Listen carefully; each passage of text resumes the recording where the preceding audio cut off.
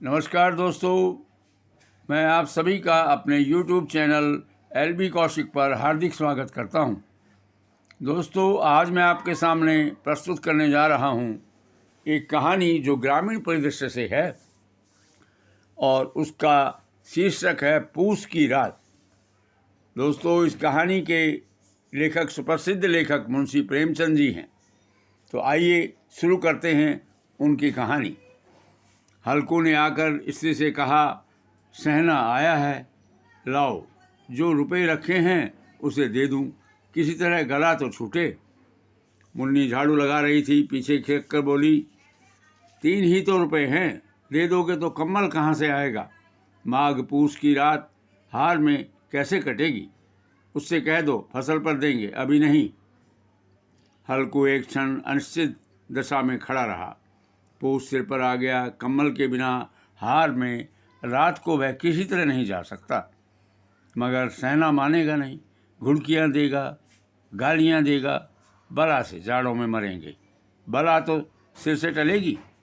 यह सोचता हुआ वह अपने भारी भरकम डील को लिए हुए स्त्री के समीप आ गया और खुशामद करके बोला, ला दे दे, गला तो छूटे, कम्बल के लिए कोई दूसरा उपाय सोचूंगा। मुन्नी उसके पास से दूर हट गई और आंखें तरेर कर बोली, कर चुके दूसरा उपाय, जरा सुनूं तो। कौन सा उपाय करोगे?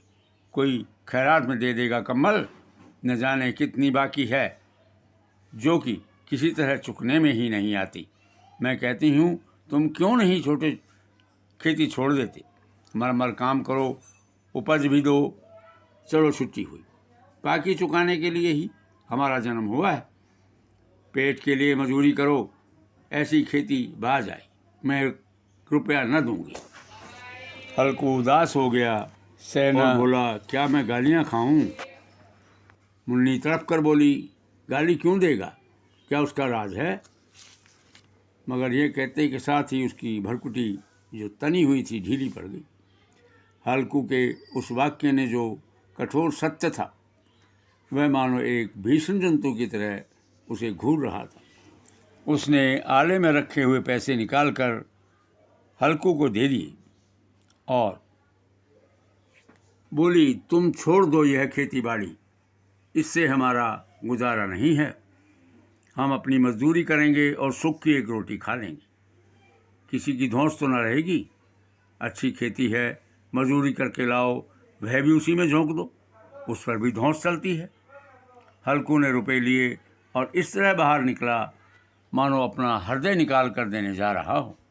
उसने मजूरी में एक एक पैसा काट कर 3 रुपये कम्बल के लिए जमा किए थे। वह आज निकले जा रहे थे। एक एक के साथ उसका मस्तक अपनी दीनता के भार से दबा जा रहा था। पूस की ठंडी बर्फीली अंधेरी रात, उसमें हल्कू अपने खेत के किनारे ऊख के पत्तों की छतरी के नीचे बांस के खटोले पर अपनी पुरानी गाढ़े की चादर ओढ़े सो रहा था। कांप रहा था, सो नहीं रहा था क्योंकि नींद नहीं आ रही। खाट के नीचे उसका संगी कुत्ता जबरा पेट में मुंह डाले पड़ा हुआ था। उसको भी नींद नहीं आ रही थी, दोनों में से किसी को भी नींद नहीं आ रही थी। हल्कू ने घुटनों को गर्दन से चिपकाते हुए कहा, क्यों जबरा, नींद नहीं आ रही है? जाड़ा लगता है? कहा तो था घर में पुआल पर लेट रहे, तो यहाँ क्या लेने आए थे? अब खाओ ठंड, मैं क्या करूँ? जानते थे मैं यहाँ हलवा पूरी खाने आया हूँ। दौड़े दौड़े आगे आगे चले आए, अब रो नानी के नाम। जबरा ने पड़े पड़े दुम हिलाई और अपनी कूं को दीर्घ बनाता हुआ एक बार जम्हाई लेकर चुप हो गया। उसकी स्वान बुद्धि ने शायद ताड़ लिया, स्वामी को मेरी कूं से नींद नहीं आ रही है। हल्कू ने चादर से हाथ निकालकर जबरा की पीठ पर सहलाते हुए कहा, कल से मत आना मेरे साथ, नहीं तो ठंड हो जाओगे। यह रांड पछुआ न जाने कहाँ से बर्फ लिए आ रही है। उठूं, एक चिलम भरूं, किसी तरह रात तो कटे। 8 चिलम तो पी चुका हूँ। हल्कू उठा, गड्ढे में से जरा सी आग निकाल कर चिलम भरी, जबरा भी उठ बैठा। हल्कू ने चिलम पीते हुए कहा, पिएगा चिलम? जाड़ा तो क्या जाता है, ज़रा मन बदल जाता है। जबरा ने उसके मुंह की ओर प्रेम से छलकती आंखों से देखा। हल्कू, आज और जाड़ा खा ले, कल से मैं यहाँ पुआल बिछा दूंगा, उसी में घुसकर बैठना, तब जाड़ा ना लगेगा। जबरा ने अपने पंजे उसके घुटनों पर रख दिए और मुंह के पास अपना मुंह ले गया। हल्कू को उसकी गर्म सांसें लगी। चिलम पीकर हल्कू फिर से लेटा और निश्चय करके लेटा कि चाहे कुछ भी हो जाए, अब की बार सो जाऊंगा। पर एक ही क्षण में उसके हृदय में कंपन होने लगा। कभी इस करवट लेटता, कभी उस करवट। इस जाड़ा किसी पिशाच की भांति उसकी छाती को दबाए हुए था। जब किसी तरह न रहागा तो उसने जबरा को धीरे से उठाया और उसका सिर थपथपाकर अपनी गोद में सुला लिया। कुत्ते की देह से जाने किस तरह की दुर्गंध आ रही थी, पर वह अपनी गोद में चिपटाए उसे सुख अनुभव कर रहा था, जो इधर महीनों से उसे न मिला हो। जबरा शायद यही समझ रहा था कि स्वर्ग यही है, और हल्कू की पवित्र आत्मा में तो उस कुत्ते के प्रति घृणा की गंध तक नहीं थी। अपने किसी अभिन्न मित्र या भाई को भी इतने प्यार से, तत्परता से वह गले नहीं लगाता।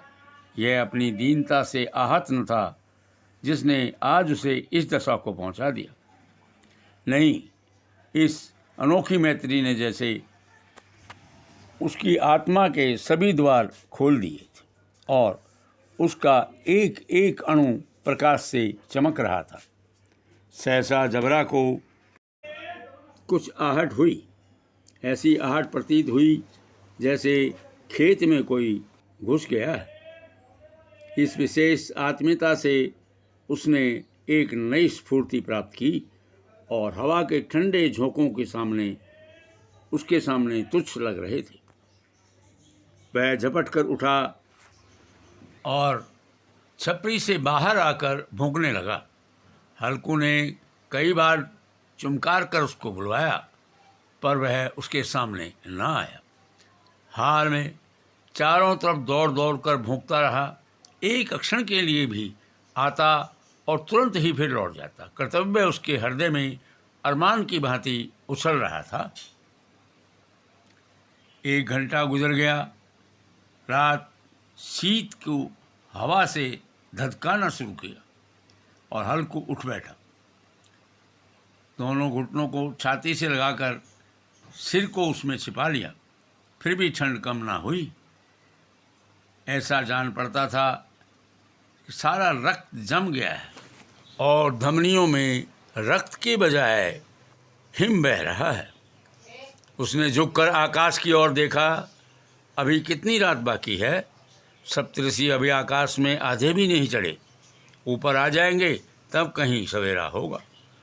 अभी पहर से ऊपर रात है। चलो बाहर चलता हूँ, कौन जाने कोई जानवर ही छिपा बैठा हो।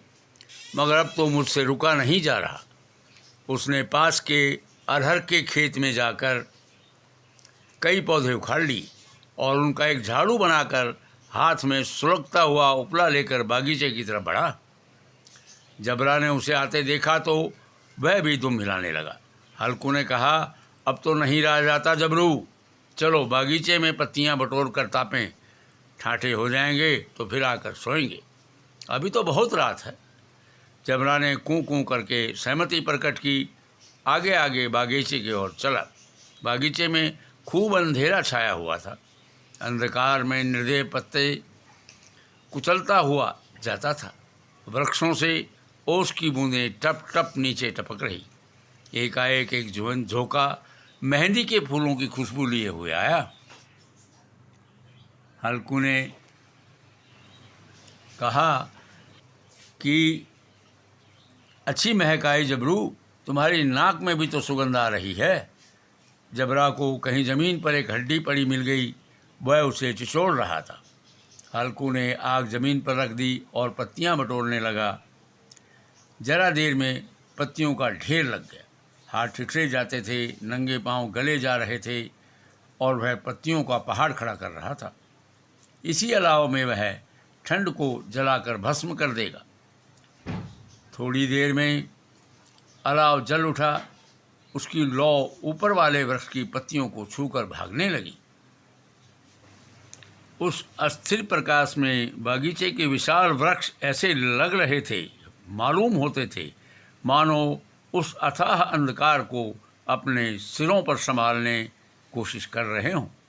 अंधकार के उस अनंत सागर में यह प्रकाश एक नौका के समान हिलता डुलता मचलता हुआ जान पड़ता था। हल्कू अलाव के सामने बैठा आग ताप रहा था और एक क्षण में उसने दोहन उतारकर बगल में दबा दी, दोनों पांव फैला लिए, मानो ठंड को ललकार रहा हो। तेरे जी में जो आए सो कर। ठंड की असीम शक्ति पर विजय प्राप्त कर वह विजय गर्व को हृदय में छिपा न सकता था। उसने जबरा से कहा, क्यों जबरा, अब ठंड नहीं लग रही है? जबरा ने कूं कूं करके मानो जवाब दिया, अब क्या ठंड लगती ही रहेगी? पहले से यह उपाय न सूझा, न इतनी ठंड क्यों खाते? जबरा ने पूंछ हिलाई, अच्छा आओ इस अलाव को कूद कर पार करें, देखें कौन निकल जाता है। अगर जल गए बच्चा तो दवा न कराऊंगा। जबरा ने उस अग्नि राशि को कातर नेत्रों से देखा। मुन्नी ने कल नहीं कहना, नहीं तो लड़ाई करेगी। यह कहता हुआ वह उछला और अलाव के ऊपर से साफ निकल गया। पैरों में जरा लपट लगी, पर कोई बात ना। जबरा आने के आग के इर्द गिर्द घूमता हुआ आया। हल्कू ने कहा, चलो इसकी सही नहीं, ऊपर से कूद कर आओ। वह फिर कूदा और अलाव के उस पार आ गया। पत्तियां जल चुकी थी, बागीचे में फिर अंधेरा छा गया था। राख के नीचे कुछ आग बाकी थी, जो हवा को झोंका आने पर जाग उठती थी। एक क्षण भी आंखें बंद करने लगी थी। हल्कू ने फिर चादर ओढ़ ली और गर्म राख के पास बैठा हुआ एक गीत गुनगुनाने लगा। उसके बदन में गर्मी आ गई, पर ज्यों-ज्यों शीत बढ़ती जाती उसे आलस्य दबाए लेता था। जबरा जोर से भूंक कर खेत की ओर भागा। हल्कू को ऐसा महसूस हुआ कि खेत में कुछ जानवर घुस आए हैं, लेकिन वह उठा नहीं, और हो सकता है नीलगायों का झुंड हो। उसके कूदने दौड़ने की आवाज़ें साफ कान में आ रही थी। फिर ऐसा महसूस हुआ कि खेत में वो चल रही हैं। उनके चबाने की आवाज़ भी घर घर सुनाई देने लगी। उसके दिल ने कहा, नहीं, जबरा के होते कोई जानवर खेत में नहीं आ सकता, नोच डालेगा। मुझे भ्रम हो रहा है। कहाँ, अब तो कुछ नहीं सुनाई देता। मुझे भी कैसा धोखा हुआ है। उसने ज़ोर से आवाज़ लगाई, जबरा जबरा। जबरा भूंकता रहा, उसके पास न आया। फिर खेत के चले जाने की आहट मिली। वह भी अपने को धोखा न दे सका। वह अपनी जगह से हिला जो है और ज़ोर से आवाज़ लगाई, लीहो लीहो लीहो। जबरा फिर भूंक उठा। जानवर खेत चल रहे थे, फसल तैयार है, कैसी अच्छी खेती थी, पर ये दुष्ट जानवर उसका सर्वनाश किए डालते हैं। हल्कू पक्का इरादा करके उठा, 2-3 कदम चला, पर एकाएक हवा का ऐसा झोंका आया, उसे चुभने लगा, बिच्छू की तरह काटने लगा, और उसने बुझते अलाव के पास आ बैठा और राख को कुरेद कर अपनी ठंडी देह को गरमाने लगा। जबरा अपना गला फाड़ देता और भौंक भौंक कर वहीं आगे पीछे 2-3 कदम पीछे जाता, फिर 2-3 कदम आगे जाता। नील गाय खेत का सफाया किए डालती थी और हल्कू गर्म राख के पास शांत बैठा हुआ था। अकर्मण्यता ने रस्सियों की भांति उसे चारों तरफ से जकड़ रखा था। हल्कू उसी ज़मीन पर गर्म राख के पास चादर ओढ़कर सो गया। सवेरे जब उसकी आंख खुली तब चारों तरफ धूप फैली ही। मुन्नी कह रही थी, क्या रात सोते ही रहोगे? तुम यहाँ आकर रम गए और उधर सारा खेत चौपट हो गया। हल्कू ने उठकर कहा, क्या तू खेत से होकर आ रही है? मुन्नी बोली, हाँ, सारे खेत का सत्यानाश हो गया है। भला ऐसे भी कोई सोता है? तुम्हारे यहाँ मड़िया डालने से क्या हुआ? हल्कू ने बहाना बनाया, मैं मरते मरते बचा, मेरे पेट में बहुत तेज दर्द हो गया था। दोनों फिर खेत पर गए। डांड पर खड़े होकर देखा, पूरा खेत रुंधा हुआ था। दोनों खेत की दशा देखकर दुखी हुए।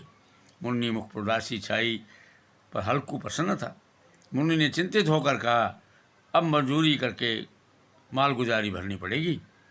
हल्कू ने प्रसन्न मन से कहा कि रात में जागना तो नहीं पड़ेगा ठंड में। इस प्रकार दोस्तों यह कहानी संपूर्ण हुई। मुंशी प्रेमचंद जी की यह कहानी मैं आपको प्रस्तुत कर रहा हूँ। कृपया पसंद करें। आपको पसंद आए तो आप मेरे चैनल को लाइक एवं सब्सक्राइब कर सकते हैं, अपने दोस्तों को प्रेषित कर सकते हैं। मित्रों, मैं मिलता हूँ अगली कहानी में आपको बाद में। तब तक के लिए धन्यवाद। जय हिंद, जय भारत।